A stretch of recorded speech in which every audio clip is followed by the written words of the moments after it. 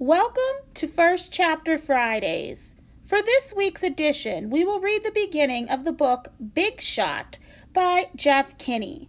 This is the newest edition in the Diary of a Wimpy Kid series. So sit back, relax, and use your imagination as we read the start of this book. September, Monday. I've heard that athletes are born with special genes that make them good at sports. Well, whatever those genes are, I guess I was born without them. Mom's always saying that everyone who's part of a team has an important role to play. But when it comes to sports, it seems like my job is to make everybody else look good. At this point in my life, I'm pretty sure I'm not going to grow up to become a professional athlete.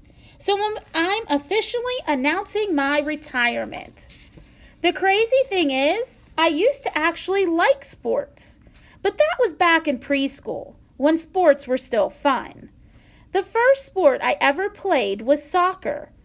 I didn't know the rules, but neither did any of the other kids. So most of the time, it was just pure chaos on the field. Wherever the ball went, we all chased after it. Every once in a while, the ball would pop out of the pack and go in someone's goal. Then everyone would celebrate. Nobody kept score, so you never knew who was winning or losing. And the parents didn't care because they were too busy doing their own thing. The referees were middle school kids, and they didn't really pay attention to the game either. In fact, the refs didn't even blow their whistles when the ball went out of bounds. So half the time we'd be playing on the wrong field and didn't know it. After the game, we'd always get slushies and junk food at the snack shack. And sometimes we wouldn't even wait for the game to be over to treat ourselves. The coaches were really nice and made sure everyone got a chance to score, and that made everyone feel good about themselves. Back then, I was sure I was going to grow up to be a professional soccer player. I even kept my rookie card in mint condition in case it turned out to be worth something someday. But when we got to kindergarten, everything changed. The refs started using their whistles, and they didn't let us do the kinds of things we got away with the year before. That season, the refs blew their whistles almost every time I touched the ball. So when I was in the game, I'd stand in the corner of the field and pray the ball didn't roll to me. It's not like I was getting a lot of playing time in kindergarten anyway. The coach only put in the kids who were good, and the rest of us sat on the bench. Mom told me the reason the coach wasn't playing me was because I wasn't his secret weapon, and he was saving me for a big moment. But I didn't understand that Mom was just trying to make me feel better about myself. So whenever the coach did put me in the game, I'd go out there thinking I was hot stuff. Even the snack shack wasn't fun that year. Some parents complained that they were selling too much junk food, so they replaced the slushies and other sugary treats with healthy options.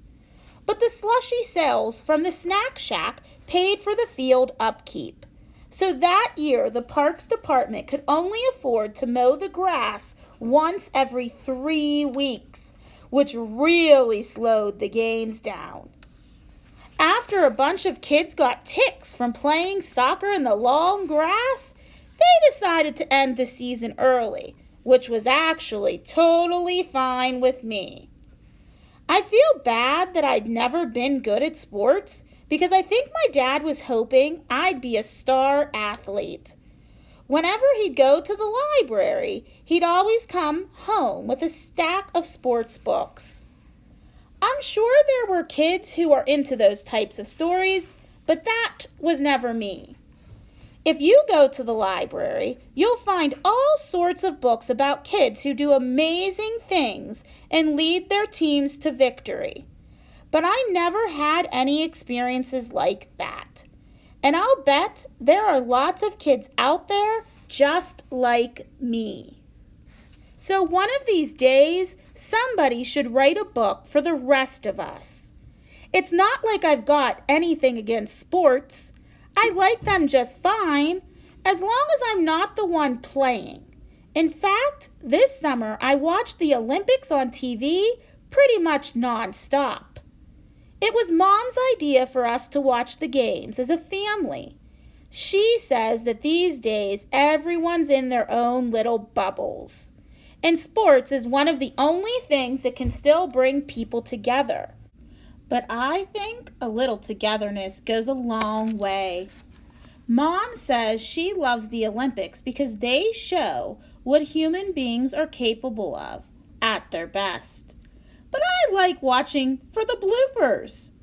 I'm just glad it's somebody else out there and not me, because I'm sure I'd be nervous if I knew there were millions of people watching from home.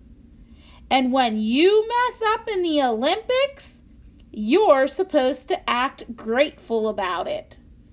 But if I just spent 4 years of my life training and then made some dumb mistake, I'm pretty sure I'd have trouble smiling for the cameras. That's why I'd do one of those sports where you're part of a team, because then when you screw up, it's harder for people to tell. That completes the beginning of Diary of a Wimpy Kid, Big Shot, the newest book in the collection. Stop into the library to pick up the book to see how this story ends. Thank you for joining us for this week's First Chapter Fridays. I hope you join us next time.